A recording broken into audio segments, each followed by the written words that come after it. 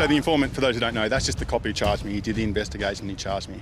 That guy was one of the most dopey and dishonest police officers in all of Victoria Police. The brief of evidence, the way the assault was described, it was an absolute disgrace. It's just not what happened. It says that the suspect identified the victim in the middle of the road, and then that I lined him up and I charged him and I knocked him off balance, and that was an assault apparently. And that's not what happened. You can see the video for yourself. I was trying to avoid Victoria Police, the whole time, like the entire day we were trying to avoid police. I've Yemini for Rebel News, back at the Melbourne Magistrates Court to bring you yet another lockdown protester who has finally had his day in court. And a fantastic outcome, spoiler alert, super embarrassing for Victoria Police. Well, at the start of the day, the first thing was we woke up in the morning. Now, we know the cops have got the entire CBD sealed off. So they were closing every road into the CBD, they closed public transport, you're not getting in there. The protest organisers being, not stupid, they just said, we're going to move the protest to Richmond. VicPol, not being, particularly sharp, didn't adapt. So we started off in Richmond. We marched around. There was a handful of police chasing us. They managed to corner us in an alleyway at some point in time, but we got out of that. That was fine.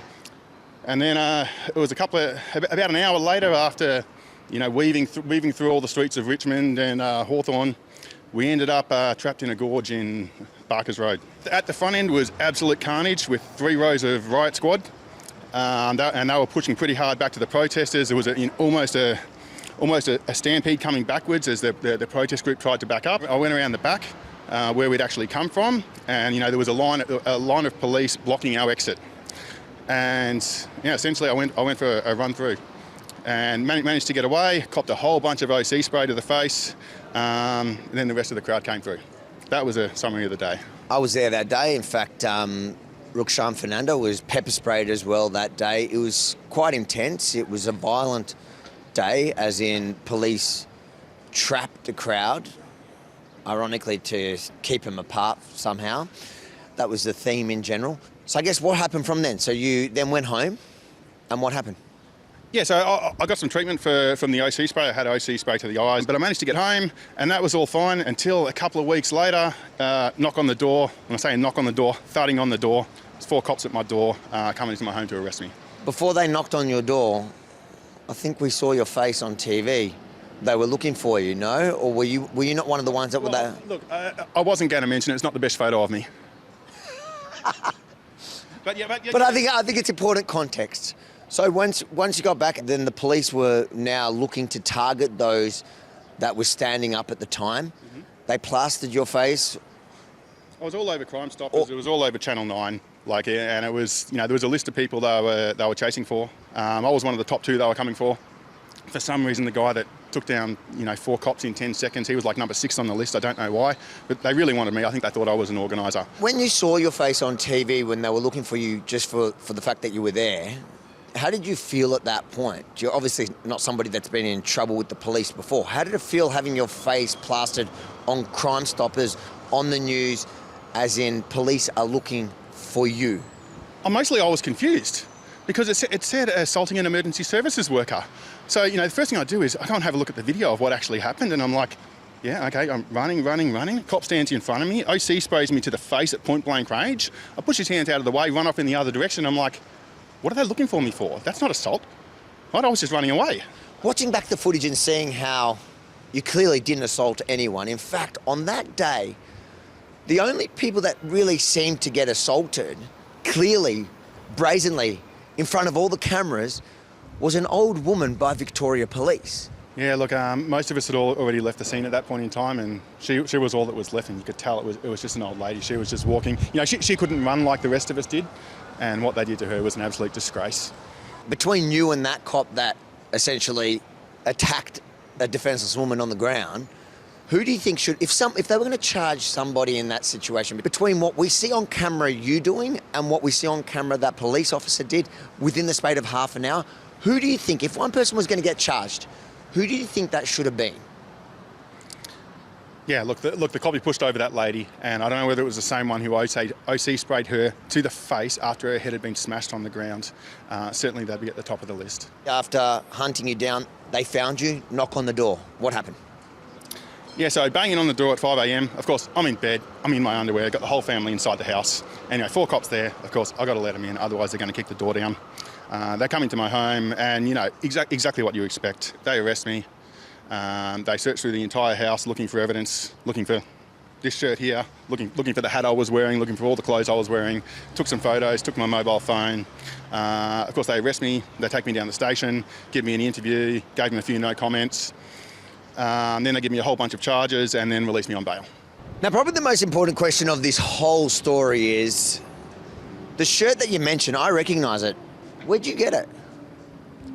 rebelstore.com.au.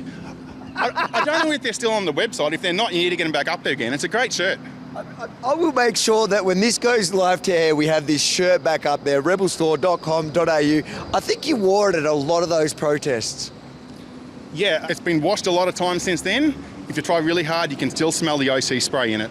Being on bail, and a bail condition being having to abide by all the Chief Health Officer directions, means that the moment you got caught without a mask, let's say, or out without a vaccine passport, you were not only committing that offence of breaching COVID restrictions, you were automatically breaching bail, which was a lot more serious. And did that play on your head? Absolutely it did, because as I understand it, you get caught breaching bail, it's straight to jail until trial, right? And considering trials can take up to a couple of years, they're pretty hopeless. That was certainly a concern. Well, and it did take a couple of years because you've just had your trial. Absolutely it did. Explain to us what happened between then till the actual trial, and then of course the outcome of the trial. So they charged me initially with assaulting an emergency services worker, a fray, and COVID breach, not wearing a mask, being outside my 5Ks, that kind of thing. These charges, what are the penalties that you were facing?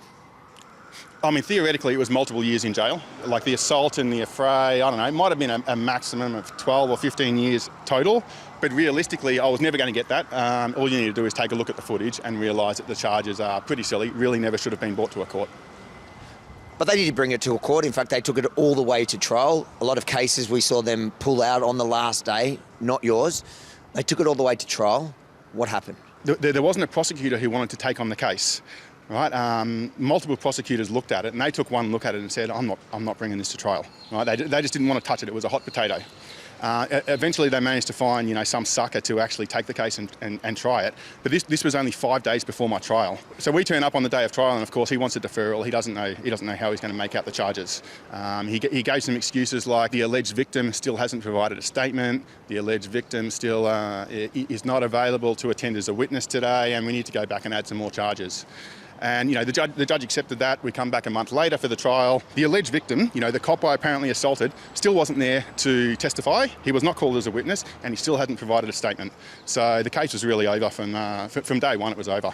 But you got no witness, mate. So they refused to withdraw it for political reasons. Obviously, they went all the way. They couldn't actually bring the witness. So what happened at the end? The prosecutor, he actually called my lawyer 2 days before trial and said that he wanted to drop the assault. But he's a junior prosecutor. He needed a sergeant to actually sign off on it. Right? So he rang up, I think it was a sergeant and maybe the informant, and they said no. So he actually had to turn up and try the case, right? Knowing full well it was not a strong case at all. And I got to hand it to the guy. He actually did it.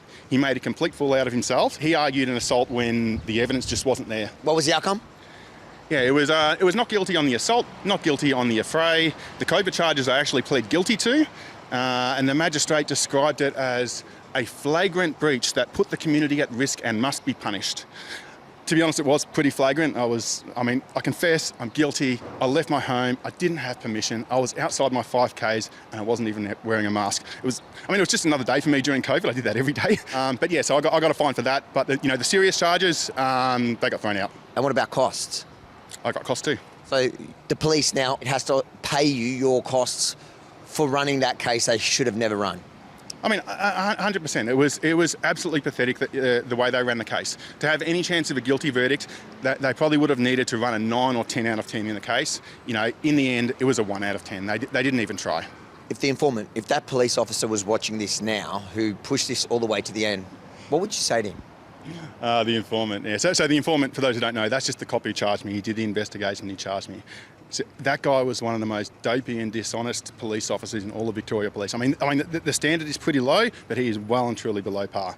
I mean, let's start off with the search warrant from my house. What was on there in terms of the alleged crimes? It was theft, right? Never mentioned again. Obviously, the assault, the affray, and also recklessly causing injury. The brief of evidence, the way the assault was described, was an absolute disgrace. It's just not what happened. You can see the video there, and if you read out what the brief says, the two are polar opposites. It says that the suspect identified the victim in the middle of the road, and then that I lined him up and I charged him and I knocked him off balance, and that was an assault apparently. And that's not what happened. You can see the video for yourself. I was trying to avoid Victoria Police the whole time, like the entire day we were trying to avoid police. That's what we were doing. So those descriptions of events are entirely not accurate. Now I've got to ask you, because throughout that whole period, I pretty much saw you at every protest. Yes, I'm going to snitch on you now because nobody's coming for you. You're often towered above, well, certainly above me, with your big signs. Obviously, you were super passionate. You were out there every day protesting. And now it's a couple of years on. You've been dragged through the courts. You've been vindicated. But how do you feel about back then and now? Look, I do it all again, but a lot of it wasn't fun. After having done that for 18 months or so, you get into a headspace that you really don't want to be in. You don't even know you're in there at the time. It's a headspace where you're capable of doing things you don't know you're capable of. And I'm glad to be out of that, and I'm glad to be back to normal and back to leading my normal life. If you think it's important for the world to know what Victoria Police did at the time and how they pushed it all the way to the end, and the embarrassing outcome, make sure to like, comment, but most importantly, share this story far and wide, because the mainstream media, well, on the day, that was the headlines. But now, all these years on, they've forgotten about the real victims of the COVID lockdowns and those heroes like James who stood up. And then, if you like his t-shirt and you want to support our work, go to rebelstore.com.au. Get yourself some of the merch, including that t-shirt, and that way you can look good, stand for something, and support your favourite news network. rebelstore.com.au.